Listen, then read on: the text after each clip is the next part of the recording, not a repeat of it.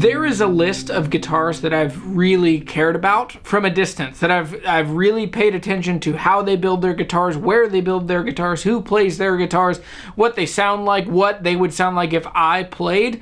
And I would say, like a Jim Olsen, like an Olsen guitar is probably one of them. And then the other one is an Alvarez Yairi or a Yairi, depending on how you pronounce it. And so there are a few guitars that I have cared so much about from such a distance as these. And I think it's why, I can tell you why. I started playing guitar when I was 13 or 14. The first guitar I ever bought was an Alvarez RD8. And ever since then, I have had a very special place in my heart for Alvarez. My first record that I ever wrote, which I started playing out, actually my second record I played, there was another one in high school in a band, but I wrote a fingerstyle and kind of a folky guitar record in college, and I almost exclusively used my Alvarez, I think it was an AD60 for that one, and it was a really beautiful guitar. And so there's a very, very soft spot in my heart for Alvarez guitars. Now Alvarez and Alvarez Yairi are technically different companies, but Yairi, their chief distribution or their only distribution in the US is Alvarez, and so they have been long-standing partners. So with all of that said, that's my background, my history, why I love this guitar. And so let's talk about what this guitar actually is. This is an Alvarez Yairi, and I'm going to read the model number to you directly so I don't get it wrong. This is an FYM60HD. Let's pull that apart.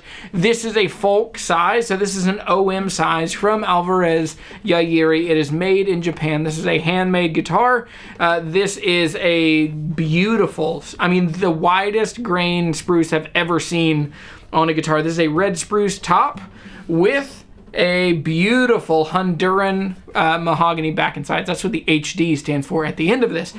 Now the story goes that Yairi has had this stack of lumber for 50 years, and then it's been curing, and they've been waiting for the right collection of guitars to use it.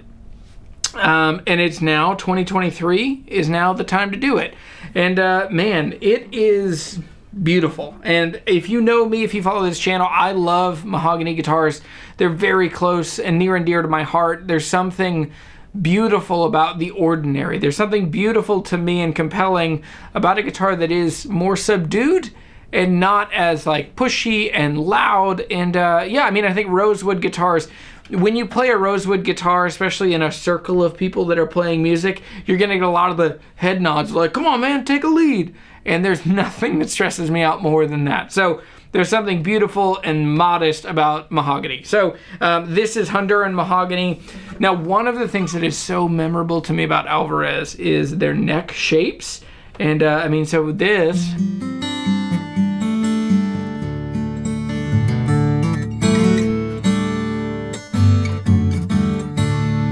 there's something so, I mean, just comfortable. It's a very soft V shape on the neck on this. So this guitar is a full-blown handmade guitar in Japan. And so let me just talk about it and give my first impressions of it. Now, I've had this guitar for a couple days. This guitar belongs to Hometown Music, which is a music shop that I work in full-time here in Harrisonburg, Virginia. You can check out a link in the description below. Also, this guitar is for sale there. I can almost guarantee by the time this video goes out that this guitar will already be sold, because we've had 5 of them, and 4 of them have already sold in the first couple days of us even mentioning that we had them. But here's my honest first reactions to this.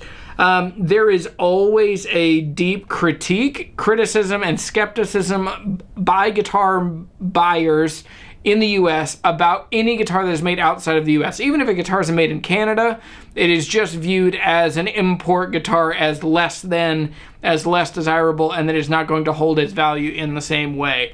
I have fought against this tooth and nail, especially with my trip to the Czech Republic last year, my deep love for Ferk guitars, my recent video where I talked about Larrivee guitars. I'm going in June to spend some time with the guys at Boucher Guitars.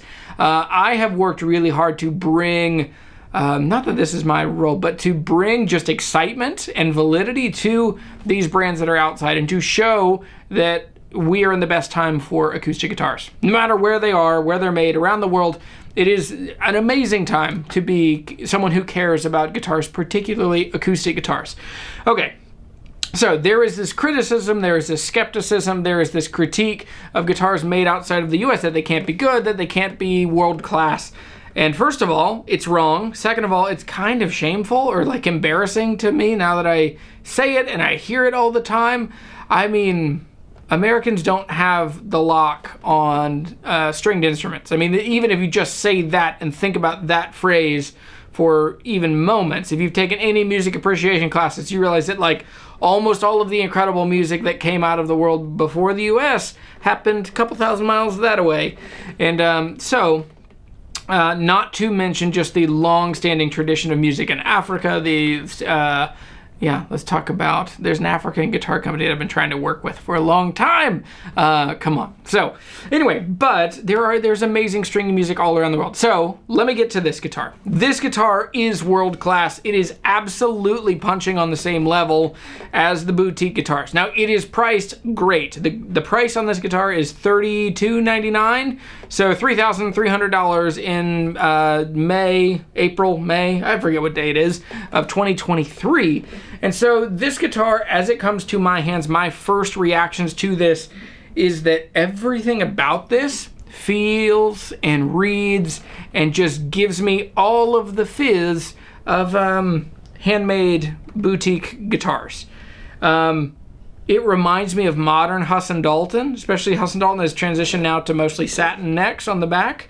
It is less alike to a Collings in some of the details, but I feel like this guitar and Ferk guitars and some of the like keenly precise guitars are really wonderful, and this shares a lot of that vibe too. I think the person that would be into this guitar is just a couple ticks into a more modern kind of guitar tone. There is a very beautifully precise tone to this guitar. The notes are articulate and bright, and this guitar is overall really well composed. It is not boomy. So if you would compare similar guitars with similar specs, Honduran mahogany back and sides, a red spruce top, you know, a Martin OM18V, or you take like an Arcara that I have over here, that's a guitar that is made and voiced to be very boomy and very bassy, along with being articulate and clear. This guitar is made to be a very modern fingerstyle guitar. Now, it is timeless in its construction. With that said, there are some really beautiful and kind of cutting edge. The biggest thing is how they make this bridge. These guitars are absolutely wonderful, and they use a piece of ebony that they are able to countersink into the top of the guitar, and with that, they're able to get an astounding amount of break angle. And so this is probably one of the most iconic parts of this guitar for most people, is going to be that bridge. So this guitar is for someone who is going to spend real money. Above $3,000 US in 2023 for a guitar that is world class, but is still a couple ticks to the more modern sensibility of guitars. Now, as far as residual value, Yairis have a very faithful following.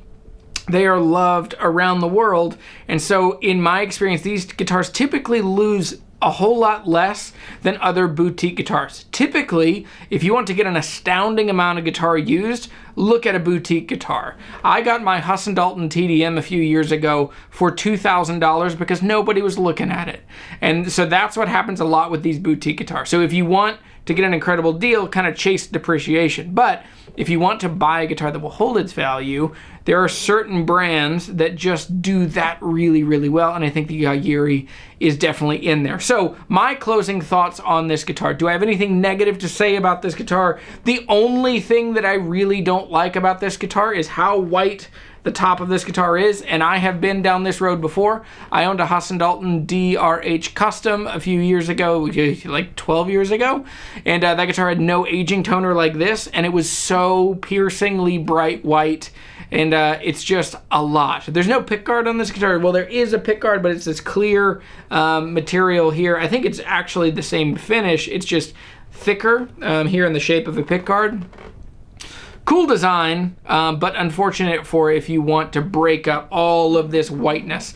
Because the big thing with this, like even in photography, I mean this, like I'm pretty pale, but this is very fair, and it ends up like overexposing the camera. Like some of the first pictures I took of this when it showed up in the shop with Chris, with my boss, was that it like literally, in order to expose his face correctly, I had to overexpose the guitar. So anyway, that's my only real critique. I really enjoy this guitar, and this is a recipe that I just really, really love. My Paget Model 1 is almost identical to this, except it's Sitka spruce. But overall, this is an incredible first look at the Alvarez Yairi, the FYM60HD. One time I'll be able to say it without having to look in there at the sticker. But thanks for watching this video. I'm Jeremy. This is Guitar Hunter. If you want a guitar like this, check out alvarezguitar.com. There will be a link in the description down below. And if you act really quickly, you get a chance to buy this actual guitar from me. And yeah, you get to play Stained. And you get to play, what's that other, like rapper turned singer-songwriter of the early 2000s. That's all I got. Anyway, thanks for watching. I'm Jeremy. See you later. Hasta luego. Go fill the world with music and friendship. Make sure you're subscribed and join the channel if you want to become a channel member and come hang out. All right, thanks for watching. I'll see you later.